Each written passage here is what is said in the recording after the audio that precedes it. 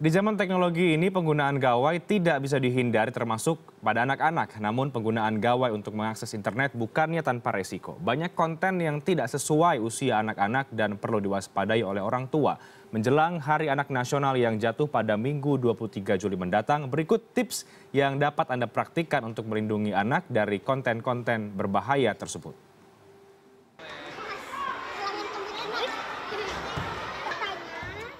Perkembangan gawai dan internet menyimpan sisi positif yang dapat membantu anak memperluas wawasan dan melatih kreativitas sehingga penggunaan gawai di era teknologi seperti ini sangat sulit dihindari, termasuk pada anak-anak.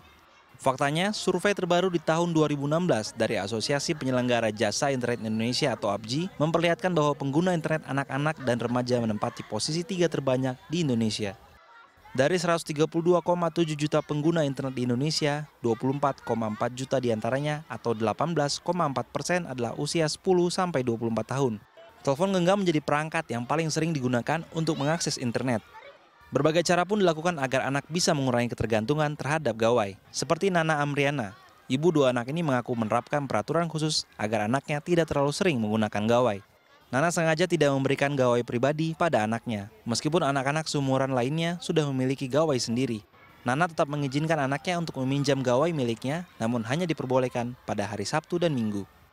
Kalau di rumah kebetulan saya memang ada aturan khusus ya dengan anak itu bagaimana untuk mengatur waktu menggunakan gadget. Biasanya sih kami menyiasatinya itu dengan memaksimalkan kegiatan secara fisik gitu ya, biasanya itu. Misalnya kalau di rumah saya lebih banyak yang melakukan kegiatan-kegiatan yang sebenarnya tidak terlalu kesannya sederhana gitu, tapi itu sebenarnya hanya untuk menghabiskan waktu gitu. Penelitian terbaru dari Kementerian Kominfo bekerjasama dengan UNICEF mengungkapkan bahwa 80% anak menggunakan internet untuk mencari informasi dan terhubung dengan teman online.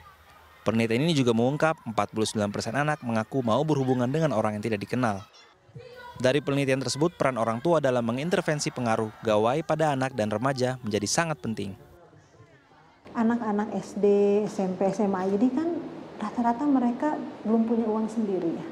Pasti gadget itu diberikan oleh orang tuanya. Sehingga menurut saya kunci dari gimana caranya biar kita tuh cuma dapat aspek positifnya aja dari gadget gitu ya, tapi aspek negatifnya enggak adalah dengan orang tua memonitor dan memberikan batasan. Itu kuncinya. Batasan terhadap apa? 1 terhadap konten. Kembali lagi ya, 1 terhadap konten, 2 terhadap durasi.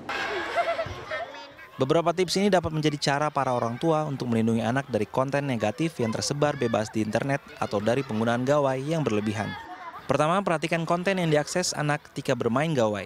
Jika konten atau permainan yang dimainkan mengandung unsur kekerasan atau pornografi, berikan pengertian pada anak bahwa konten tersebut tidak bagus. Kedua, berikan batasan jam bermain gawai pada anak. Ketiga, berikan alternatif aktivitas lain seperti bermain bersama keluarga atau fasilitasi anak melakukan hobinya agar anak lupa bermain gawai. Memberikan pengertian dan edukasi kepada anak mengenai penggunaan gawai sebaiknya mulai dilakukan sejak usia dini.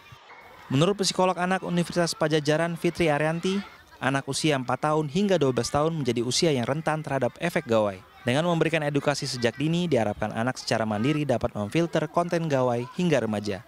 Franky Wijaya, Bandung.